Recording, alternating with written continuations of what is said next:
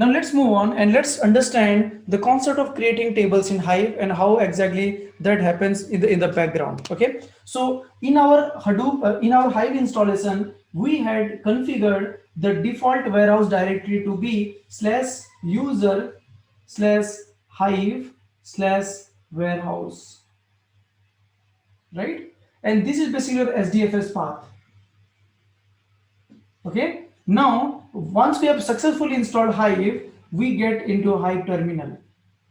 Started, and then when you get into this Hive terminal, you will start writing your query like create table.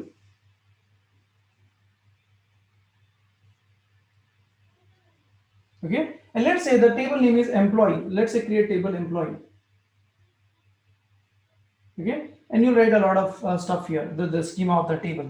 Okay, so now let us understand what happens when you basically do this. Okay, so when you try to create a table, first thing first, start your Hive, when you start your Hive, uh, once you install your Hive, you might have seen that after installation you are initializing the Hive, which creates a metastore folder, is not it? Metastore underscore db. Okay, and where this folder will be created, this folder will be created on that place in your local file system, wherever from where you are launching your Hive. So I would say if you are under your desktop, right, and if you use that schema tool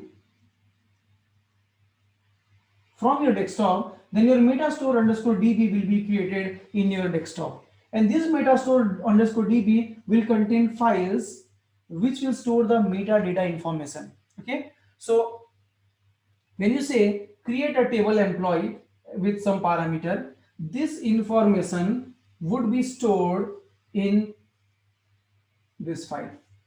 Okay, locally, this information, not the data, this information will be stored under this meta underscore db locally. Okay, and then when you load the data,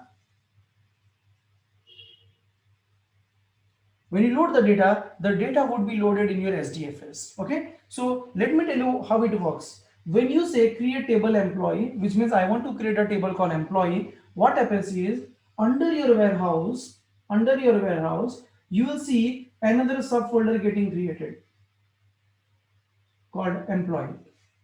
Okay, and when you try to load the data into this table, the data would be copied in this location. Okay, however, the schema of the table, like what is the table name, how many columns do you have, what are the column names, what is the order of each column, what is the data type of each column, all those metadata information would be stored in your metastore underscore db. Okay, and whenever you say select star from employee table, okay, so your Hive will first go and check your metastore underscore db, and from here it understands, okay, employee table has 5 columns, the first column is this and it is of this type, second column is this and this, it is of this type, and so on, and then it fetches the data from this file and displays you in a tabular format. Okay, that is how the Hive actually works. Okay, so let's explore that. This is the very day one. We will understand everything in detail as we move on with the course. So let's move on and let's go back to the screen, and we will try to do that immediately, creating a table in Hive. So one thing to understand is Hive is a DBMS but not a RDBMS, which means they do not create a relational database. They do not create a relational tables. You don't have a concept of primary key and foreign key like what you used to have in your other data warehousing tools. Okay, now what I want to do is I want to create a table called employee with the below property like employee number, name, job, boss, hire date, salary, commission, and department number, and they would be of this type, integer, string, and so on. Okay, now the first thing first, open your terminal and launch your Hive. Okay, and enter the below code. So you will have to just use this command to create your table. So we will understand this command in detail. So right now let's just say execute. Right, so see here, create table employee, your whole structure of the employee table, and then we've written something like row format delimited, fields terminated by comma. We'll talk about that. So this will basically create a folder for you, employee table, right? This will create a Hive table called employee. But at the same time, it also creates an employee folder under your warehouse. Okay, it also creates employee folder under your warehouse. And how can you say that is just open another terminal and just say here Hadoop fs-ls slash user slash hive slash warehouse. See here, you got employee folder here, right? Because of that table. One table in Hive is nothing but a folder in your SDFS under your warehouse. Okay, that's what I wanted to tell you. But inside this, right now, you have nothing. Inside this, you have nothing. Okay, no content altogether because you have not loaded any data into it. Done. Now let's move on. Create a file in local file system slash home sd user employee data.txt. So I want you to create a folder like this. I want you to create a file like this. Okay, so inside your home sd user, create a file called employee data.txt. So the best way would be, I'll be giving you this file of course. So the best way would be open a terminal here and just say cd, right? And then you can just say vim. I want to create a file employee data.txt, enter, and then say paste, right? And then say escape colon wq. Done. Okay, so you'll be getting this file, no worries. Now I have a file in my local. This is a file which I have in my local slash home sd user employee data.txt. So go to this place. So ls, see here, I have employee data.txt. And what is the pwd? Present working directory slash home sd user, and inside that we have employee data.txt. Done. Now I want to upload this file, load this data into my Hive table. So the command would be this. The command would be this. We will understand the use case or like the use of all this command one by one. Okay, but right now I'm saying load data local in path, and this is the path. Override this into a table called employee. Okay, so which means read the data from the local file system and upload that into a table called employee in my Hive. Okay, and please make sure that you look into this terminal very carefully because that will tell you where to run this script. Okay, because I've seen sometimes people coming back to me saying that it is not working and they are actually doing it here for God knows reason, right? So don't do that. So watch the notes very carefully, and you should be you should understand where exactly this code should be executed. So let's go to the Hive and I'll say paste load data local in path slash home sd user employee data.txt, override this into a table called employee. Done. Now once you have done, go back to this terminal and let's see if I received something in my employee folder or not. Right now if you see, I have received employee data.txt, right? Which means this load command, whatever you have done right now, has copied this emp data from the local file system to our sdfs under our employee folder, right? So employee is basically a table name, and this file employee data.txt is basically the file which contains the data. Okay, done. Now let's move on. Okay, now one thing you will have to be very careful guys, like don't make sure that you do not end up with extra spaces like this. Okay, don't keep any extra spaces over here, because if you give any extra spaces here and there, then you may end up in a null values. So anytime you're working with any data set, and if you see that there are null values which are coming, then it is very likely that you have not the data is not proper, and that is the reason it was not able to load in the Hive table. So go and check for special characters or spaces around your data set. That should not happen. Okay, all right. Now let us try to run a query called select star from employee. Yeah, I have also done the same mistake, so don't do that mistake. So select star from employee. Okay, now if you see, I'm able to see all the data from my employee table, right? And I can see there are around 14 records. right? And it took 1.3 seconds to fetch this record for us. Okay, so this is how basically you'll be working on your Hive, and you'll be writing a query as per your requirement. But there are a lot of concepts which we have to learn, and we will learn it over the period of time. Okay, now let's move on. Now I'll say select employee number name from employee table. So I'm saying from this table, give me employee number and the name. Okay, and it just gives you the data. It just gets you the data for you as it is. Okay, now you can also write some customized query like this, like where you can say select star from employee E, where employee salary in, select maximum salary from employee. Right, some command for us right now. We are just trying to see what are the things we can really do. Okay, now one thing you have to understand, that if you write any complicated query, then it will be converted into a map reduce job. Okay, now if you see, it is converted into a map reduce job, and it is submitted as a map reduce job. Okay, now for any reason, if your map reduce job is stuck and if it is not starting, then it is possible that your server is not stable. Okay, your Hadoop system is not stable, and if the Hadoop system is not stable, then definitely it will not work, right? So I would suggest you, if that is happening for with you for any reason, then what I would suggest is, you know, set your Hive to run on a local mode. Okay, set your Hive to work on a local mode, because all we want to do is write the query and execute. And I really don't care whether it is running in a cluster mode or in a local mode, at least here, right? But you should not face this problem in the production. If you're facing this problem in the production, you have to reach out to your admin, asking him the reason why the server is slow or why my Hive is not even working. Okay, so let's run this again. Okay, now my job should run on a local mode, right? So see, job underscore local underscore this, and it says it is successfully executed, and the output is this, some output, is not it?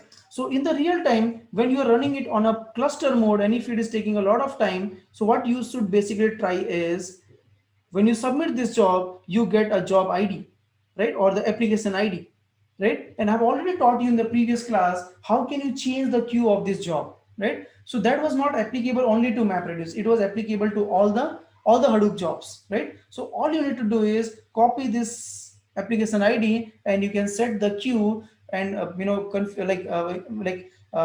send it to some other queue, so that it can start getting processed.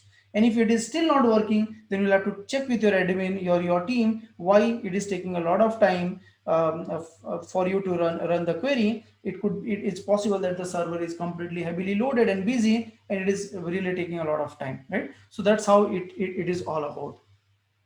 Okay, now we will deep dive into all these things, and we will learn how to write a maximum complicated queries altogether. But right now I just wanted to show you how does exactly it works. Okay, so earlier we did not had a concept of using equal to. I just want to give it a try today as well, because I don't know if they have given a support for this or not. Now it works. Okay, so earlier it was not working, and I had made it very clear that equal to does not work in Hive inner query, but these days it works, and it is supposed to work. Actually, I did not had a clue why it was not really supported by Hive, but maybe they were still under development. So now it works. So if you look into this query, what I'm trying to say is, I'm trying to fetch the detail of that guy who gets the maximum salary in the organization, right? For example, if you say, I want to find out the detail of the guy who is getting maximum salary in the organization, the first thing what you should do is find out what is the maximum salary, right? So you'll find the maximum salary by using select max of salary from employee. So this will give you the maximum salary of any employee in that particular organization, right? And then you can do one more query saying that select star from employee whose salary is that maximum salary. So this will always give you the detail of that guy who gets the maximum salary in that particular organization.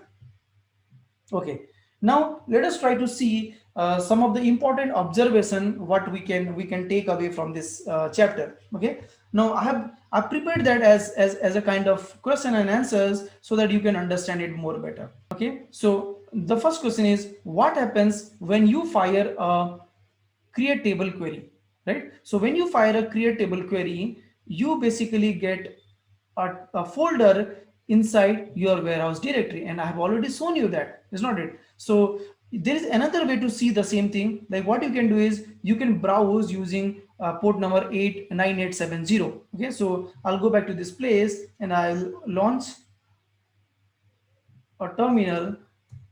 I'll launch a browser and I'll say localhost 9870, right? So this is basically a UI wherein you can browse your SDFS. So you go to the utilities and say browse the file system. Okay, and from here you can go to user, Hive, and warehouse, right? And if you see, when you fired that query create table employee, a folder got created under your warehouse folder, right, under your warehouse directory in your SDFS. And this is all in your SDFS. Remember one thing, that the data will always reside in SDFS, right, not in your local system. Okay, so this is done. Next, what happens when you load the data file into a Hive table, right? So I'm talking about this step number 3, load table, right? So look into this command. We are talking about this command, right? So since employee data.txt is present in your local file system, this is present in your local file system, /home sd user is your local file system, this file will be copied to SDFS under user Hive warehouse employee, right? So this is basically the table name. Under this table you will get this folder called employee data, right? And that is what we are able to see in our UI, right? We are able to see under our employee we have empdata.txt as it is. Okay, next, now let's move to the next thing. This means data are actually not stored in row or column format. Do you guys agree with me that Hive does not store the data in row column format? Is not it? It is showing you the data in row column format, but if you actually look into it, it is basically the plain old file. It is basically dumping the data as it is. Okay, if you upload JSON file, then it will dump the data as a JSON file as it is. But you will have to figure out a way, how do I really represent them in form of row and columns. We will learn about that also. How do you like work with a different kind of file formats and all. Okay, but right now, yes, whatever data you are pushing, those data are actually stored in a row column. They are not stored in row column format, they are dumped as it is. But when you try to say select star, it will show you as if they are really a database tables, but they are really not. Is not it? Okay, now override keyword is optional. If you don't specify, then the employee table will preserve the old data as well. Okay, so see here, if I go to this place, okay, and if I say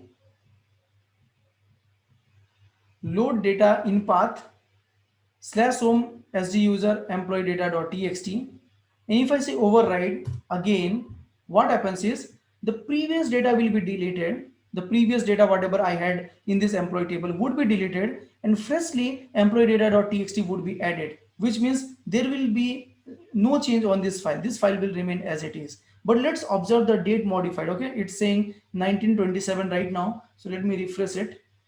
See this, the date modified is changed. That means this file was dropped and again it was uploaded. Okay, but your override keyword is basically not mandatory. It is optional. So if I go back here and if I say remove this override and say enter, okay, now when you do that, what will happen? The previous data what was present in your employee table will not be deleted. Okay, the data would be again loaded. Now the confusion would be with which name, because earlier we have already got employee data.txt and we are trying to upload the data again. If you say that the data will be uploaded again, then what would be the file name of the new data, right? So again, let's say refresh. Okay, so it will create the file like this, employee data underscore copy underscore 1.txt. You do it again, that number will change to 2, right? Because you have disabled override. And now if I go back and say I will add override, then what will happen? First of all, all the data present in this folder will be truncated. The folder, the whole data will be deleted, and again a fresh employee data.txt will be uploaded, which means you will lose everything. You will lose everything first, and then employee data.txt will be uploaded, and you will see only employee data.txt. Okay, so that's what your override keyword will do. Okay, next, what if you have two different source and you would like to load the data into the Hive table? Suppose I have a two places, two path from where I want to upload my data into Hive table. So what you can do, you say load data local in path data1.txt, and here you can say override, no problem. Here you can say override. Let it delete the existing directory, and then let it upload employee data.txt. Done.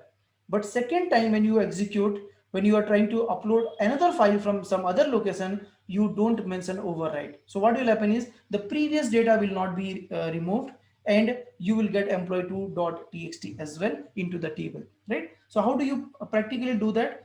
All you can do is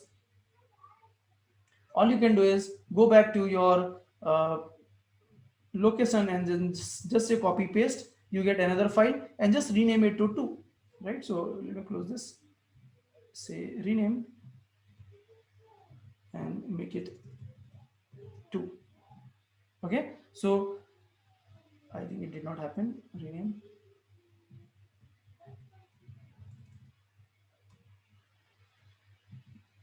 Done. Okay, so now I have employee data.txt and I have employee data2.txt. So what you can do is go back here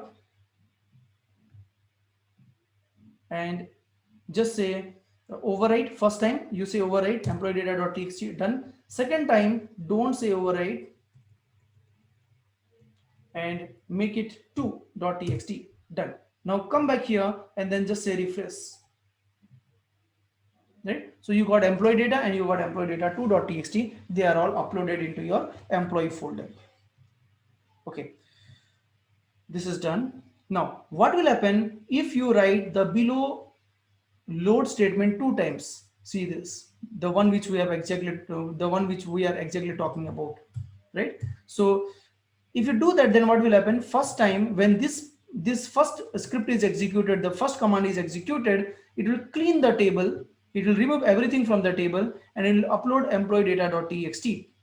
Second time when you try to do the same thing, right, and you have not written override keyword, then what will happen? It will try to upload employee data.txt as well, but since this employee data.txt already exists, it will create a file called underscore copy underscore 1, and that's how it will manage to keep both the files together. Okay, next, now let's talk about creating same table from two different location. Okay, let's talk about creating same table from two different location. So let's say you have logged into Hive from a place like /home SD user. Okay, so I'll go back to this so that I can show you practically. I'll go back here. Okay, and let me first say exit, right? So I'm in my desktop, right? And let me open another terminal, and let me say pwd. I'm in my SD user. So I'm in two different places, right? So from here I'll launch Hive. Done. Now from here I will also launch Hive. Okay, so we have launched Hive from two different places. Okay, so let me talk a little bit about this. So what we are trying to do is we have desktop, right? And we have SD, we have /user/hd user, right? And from desktop I have launched my Hive, and from this SD user also I have launched my Hive. Okay, and when you launch Hive, a metastore underscore db folder will be created under your desktop. Okay, when you launch Hive from SD user, metastore underscore db will be created under your SD user. Okay, so these two metastore db are same or different? They are different, right? Because they are located in two different places. Okay, now if I fire a create table command, if I fire a create table employee, command from here, then what will happen is this will create a folder called slash user hive warehouse employee,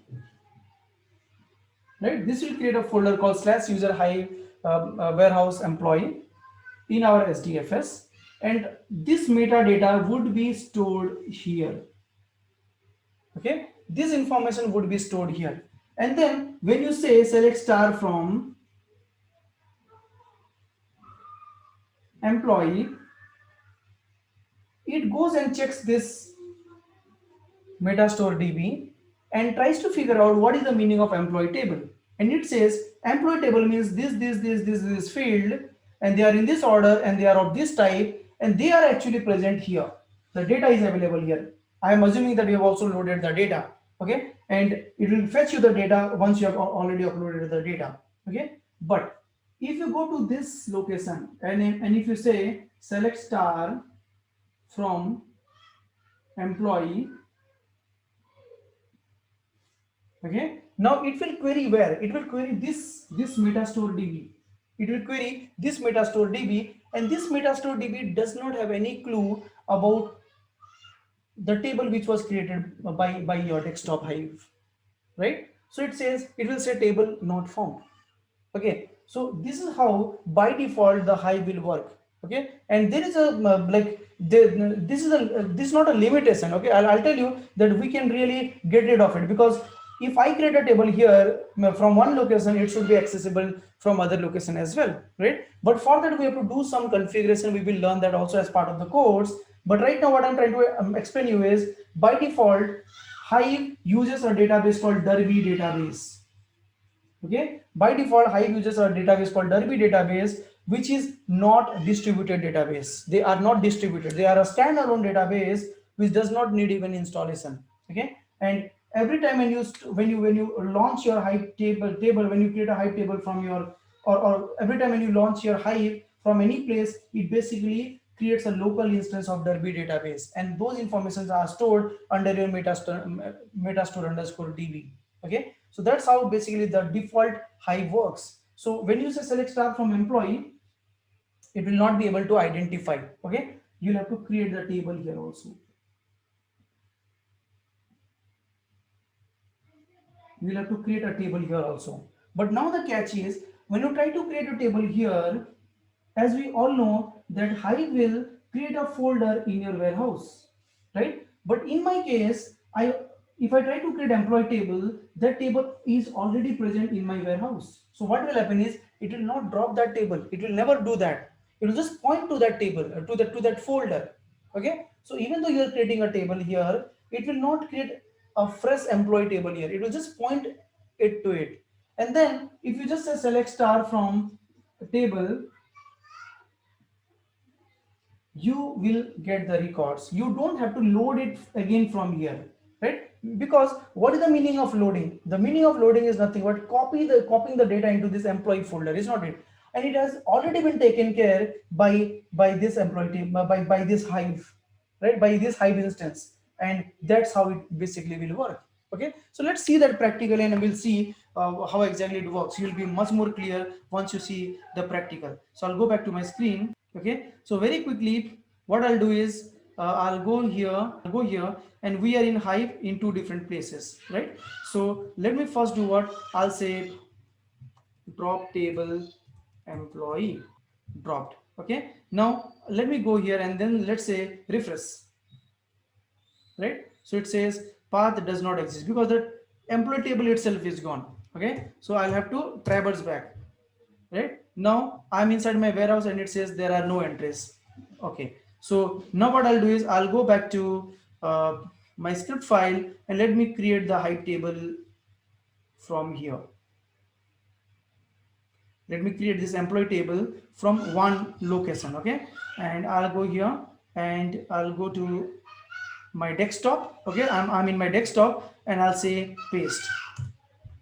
Right, so when I do so, then what will happen is it will again create the folder called employee.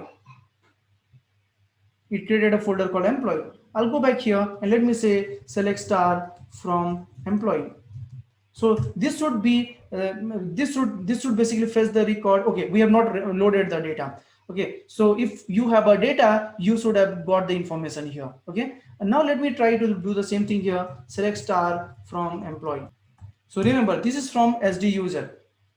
This from SD user. So you are getting one exception here, Hive exception, Java lang runtime unable to instantiate org this and that. Okay, so this is because you have just, you know, you have just launched Hive from this place. So actually what are you supposed to do is you are actually supposed to initialize your meta schema. Okay, so for that what we have to do is, let me go back to the previous document,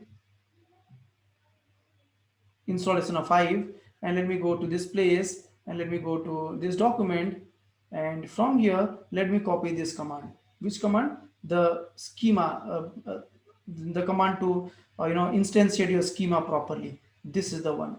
Okay, so see here what I'll do. I'll copy this command and I'll go to here, and this is on my /home SD user. So when I launched Hive, it has also created a Metastore DB, but that was not initialized properly. See here, you have a Metastore DB. You should delete this.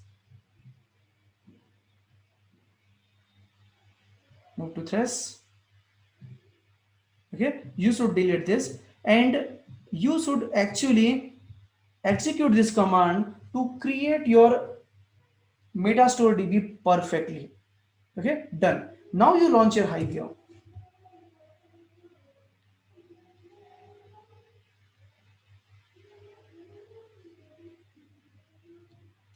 Okay, and let us try to say select star from employee. Okay, this is what I am expecting to get. Table is not found employee, but if you see here select star from employee, you are not getting that error. You are not getting anything because the data is not loaded, right? So what I'm trying to tell you is the default behavior of Hive is wherever you instantiate, it creates a local Metastore DB, and whatever table you create, all those informations are stored in that local Metastore DB, and it is not accessible outside by default. Okay, so now let me do what? Let me upload a data. Okay, let me upload the data into my Hive table by following this document. This is done now by following this document.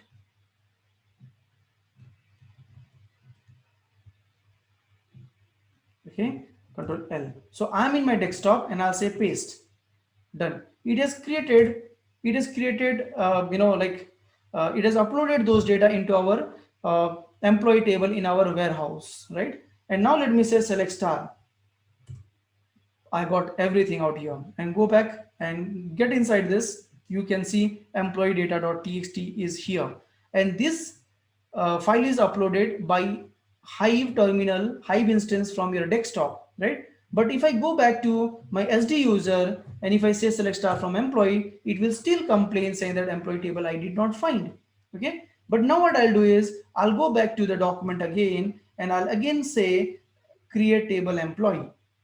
Okay, create table employee. Copy this and then I'll go back here and I'll say paste. Done. So this will create the table employee. This will create the employee table, and those entries are now stored in your Ubuntu, in your SD user warehouse underscore DB. Is not it? Now it will not go and create another employee table in your warehouse. So it checks if the employee folder is already exist or not, and since it already exists, it will simply point to it. Okay, which means now I really don't have to go and upload the data. I can just say select star from employee.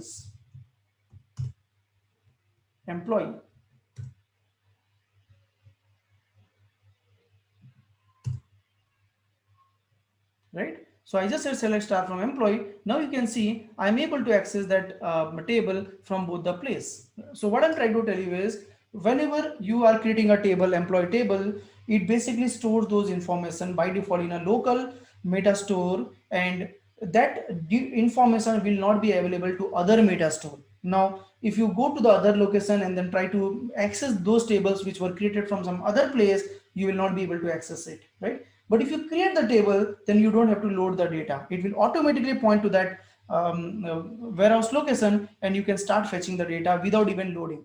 So now I have also created a table here. So if tomorrow somebody loads the data from this terminal, right? Somebody like loads the data from this desktop terminal, you will still be able to get those, updates here. Whenever you say select star from, you'll get new records, whatever is instantly loaded by this guy. Because at the end of the day, they both point to the same location in your warehouse. That is the point which I want to you to take away from you. Okay, so this is what we have discussed, creating the same table from two different locations. So when you're creating tables from two different locations, they will have their own copy of metastore db, and it will work according to what is present in your metastore db. Okay, next, assuming your data is comma separated, but while creating the table you did not specify fields terminated by. So you have seen that we created the table like this. We created the table like this, right? So I can understand till here, but what is this new thing altogether? Okay, so the new thing altogether, this line is actually the meaning of this line is all my rows are actually separated by /n, and all my fields each of these columns are basically terminated by comma. Okay, and if you see, all my lines are separated by /n, and each of my fields are separated by comma. Okay, now it is possible that you may try to create a table like this. Okay, so let's do that. Okay, so I'll go back to this place and I'll just say drop table employee. Okay, and let me say paste. Okay, so I'm trying to create a fresh table now, employee, but I have not given those delimiters. Okay, but I have not given those delimiters, and let me try to load the data into this table. Okay, so before I hit enter, I want to go back and I'll say warehouse. Okay, I have an employee table and I have nothing in it because I recently dropped the table and created the table again fresh. And let's go back and execute this command, load the data, and let's go back and say refresh. Right, so we got employee data.txt which contains the same data, okay, but now let me try to say select star from employee table, and let's see what happens in this time. Okay, so close and say select star from employee, right, hit enter. So you got everything null in this case. The reason I'll tell you, because when you try to when you try to create the table and you did not give that delimiters, right, you did not specify that my fields are going to be terminated by comma, then what happened, it tried its level best to map the entire record, the complete row to the first column, and the problem is the first column is integer. How can you even store a data like this? How can you even store a data like this in your first column when that column type is integer? And that's the reason you got everything as null. Okay, so what you could otherwise would have done is create this table but specify this as a string. Okay, so I'll do what, I'll say drop table. Okay, and I'll say paste. I'm creating the table, but this time the first column is a string. Okay, so that is the point I want you to note it down this time. Okay, and I'll say override into a table employee. Done, and let me say select star from employee. Okay, so if you see, all the data is actually loaded into your first column. Okay, so it does not mean that you have so many columns. No, you have still the same column. The first column has stored everything because you have missed your delimiters. If you configure your delimiters, then it will be segregated accordingly. So I'll say describe table employee. Okay, describe employee. Okay, and I can see employee number. Let me say select employee number from employee. Right, see, I'm just saying select employee number from employee, but everything is coming because they are all the part of the first column itself. Okay, so I hope you're understanding what exactly is going on here. Right, so make sure that your data is completely formatted and the limiters, delimiters are all properly taken care of, otherwise you'll face this kind of null problems. Okay, now the last discussion for the day. Assume you have created a table with 5 columns, but your data set has 6 columns. See here. Now, employee number, name, job, boss, hire date, salary. So if you look into the original table, okay, so if you look into the original table, you had few more columns like commission and department number. Okay, but when I'm trying to create the table, I'm saying I would like to load the data. Okay, but I'm not giving all the column names here. I have just given few column names and I missed few column names. In that case, what will happen? This is very important to understand. Let's see. Okay, and I'll say drop table employee, right, and I'll create the table again with delimiters properly, but the only difference here is now I have not specified all the possible columns. I've just specified few columns and I did not specify few columns. And let me load this data into the table. Done. I'll go back to this place and I'll refresh. I can see employee data.txt. Let me open few lines, and if you see the data whatever is loaded is as it is. Okay, so the data whatever you have loaded is as it is. But now if I go back and if I say select star from employee,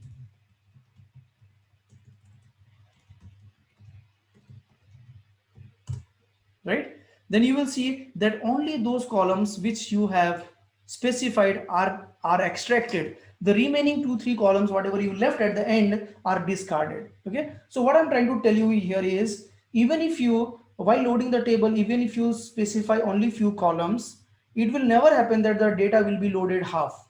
Okay, when you say when you try to load the data by saying load data local and all, that will simply dump the data as it is. It will not filter. It will not say, okay, I don't need the last 3 columns, let me not put them. It will put everything as it is, right? Now, when you are trying to select the records, that time only it will decide what to consider and what not to consider, and it will fetch you only those piece of data. Okay, now the last thing is, can I do a insert operation in your height table? You can. Okay, you can still do a insert operation in your height table. Let's say insert into employee, and I'm just trying to give a perfect value, and I'm saying 5,000 is the salary possibly. Yes, so I'll have to remove these 2 lines if I go by this particular piece of of table, right? So let me just say insert into table, and I would like to insert this data. Okay, and let me execute this command.